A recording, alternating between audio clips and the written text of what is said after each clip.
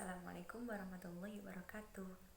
Saya Safira Rahmatika, mahasiswi Fakultas Usuluddin Adab dan Dakwah, jurusan Komunikasi Penyiaran Islam, Institut Agama Islam Negeri Ponorogo. Nah, kali ini saya akan sedikit mereview materi yang telah diberikan oleh dosen pengampu mata kuliah pengantar ilmu politik. Nah, kali ini saya akan mengusung tema pemilihan umum, yakni perbedaan sistem pemilu distrik dan proporsional. Pemilu merupakan pelaksanaan kedaulatan rakyat yang dilaksanakan secara langsung, umum, bebas, rahasia, jujur, dan adil dalam negara Kesatuan Republik Indonesia dengan berlandaskan Pancasila dan Undang-Undang Dasar Negara Republik Indonesia tahun 1945. Menurut Ensiklopedia Britania, pemilu merupakan proses dalam memilih seseorang untuk sebuah jabatan politik atau menerima serta menolak proposisi politik dengan memilih. Menurut Ensiklopedia Britannica, sistem pemilihan adalah metode dan aturan penghitungan suara untuk menentukan hasil pemilihan. Pemenang dapat ditentukan oleh pluralitas atau mayoritas luar biasa dan atau suara bulat. Calon untuk jabatan dapat dipilih secara langsung dan tidak langsung. Nah, di dunia terdapat beberapa pemilihan legislatif yang dibedakan menjadi 3 kelompok utama, yaitu 1. Sistem distrik atau plurality and majority system. Yang kedua, sistem proporsional atau proportional system. Dan yang ketiga, sistem campuran atau mixed. Nah, di antara ketiga sistem tersebut, yang terlalu banyak sering digunakan di dunia yaitu sistem pemilu distrik dan proporsional. Berikut merupakan penjelasan dari sistem-sistem tersebut. Nah, yang pertama, sistem distrik merupakan sistem pemilu yang berdasarkan lokasi daerah pemilihan, bukan berdasarkan jumlah penduduk.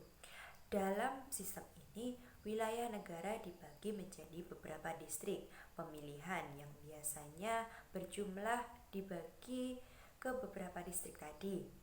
Kandidat yang mendapatkan suara terbanyak akan mengambil seluruh suara yang diperoleh tanpa menghitungkan selisih perolehan suara. Nah, ada beberapa kelebihan pada sistem distrik ini. Di antaranya, ada hubungan kedekatan antara kandidat dan pemilih, penyelesaian calon ketat dan sangat kompetitif, serta terjadi penyederhanaan partai politik dan pemerintahan lebih stabil. Namun, di antara kelebihan-kelebihan tersebut terdapat beberapa kekurangan. Di antaranya, kurangnya presentatif dan hanya partai-partai politik besar saja yang mampu meraih suara terbanyak. Suara minoritas tidak diperhitungkan. Banyak suara terbuang akibat suara yang terbanyak sebagai pemenang dan berhak meraih 1 kursi perwakilan.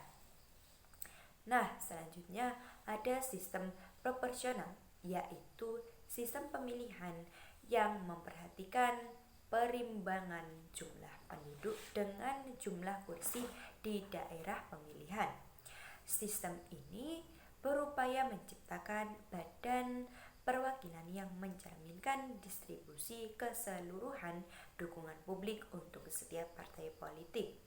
Nah, di antaranya terdapat kelebihan-kelebihan dari pemilu proporsional ini.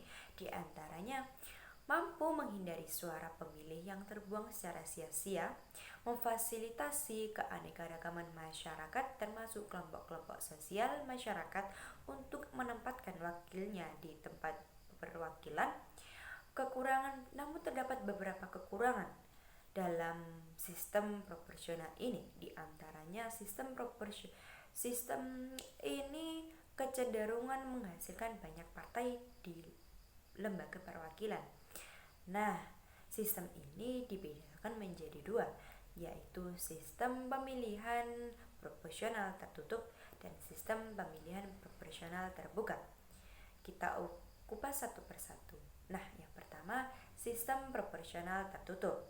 Sistem ini merupakan sistem pemilihan umum di mana pemilih hanya memilih tanda gambar atau partai dalam surat suara karena tidak tersedia daftar kandidat wakil di surat suara.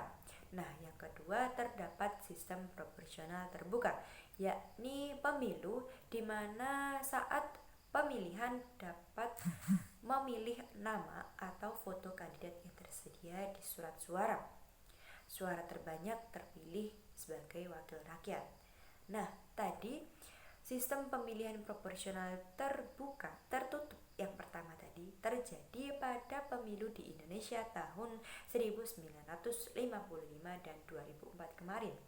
Serta sistem proporsional terbuka yang barusan tadi terjadi di Indonesia pada pemilu tahun 1999, 2009, dan 2014. Nah, cukup sekian pemaparan mereview materi dari saya. Terdapat kurang lebihnya mohon maaf.